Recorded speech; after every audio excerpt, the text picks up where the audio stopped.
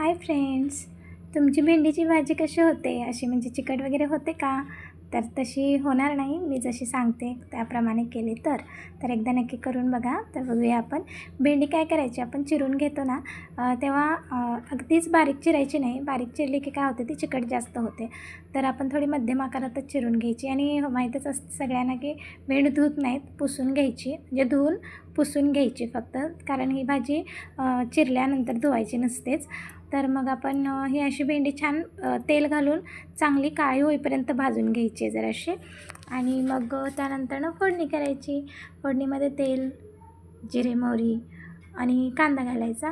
कांदा परतून झाला की मग नंतर थोडंसं टोमॅटो घालायचं. एक टोमॅटो घालायचं बारीक चिरून. त्यानंतर हे छान परतून झालं की याच्यामध्ये हळद आणि लाल तिखट घालायचं.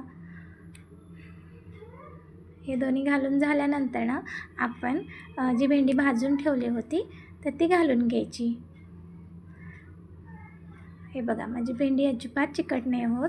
तर तुम्ही अशी मस्त तेल घालून भाजून घेतलीत ना आधी, तर भेंडी कधीच चिकट नाही होत. आणि त्यानंतर आपण याच्यामध्ये मीठ घालून छान भाजी परतून घ्यायची. तर झाली आपली भेंडीची भाजी तयार.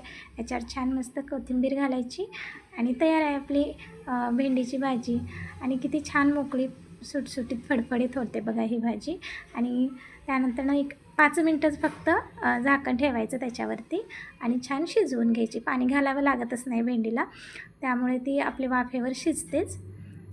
त्यानंतर झाली आहे भाजी आपली. तर एकदा तुम्ही अशी नक्की ट्राय करा. आणि ही मी केली होती सार्थकच्या डब्यासाठी. तर तुम्ही एकदा नक्की अशी भाजी ट्राय करून बघा. थँक्यू.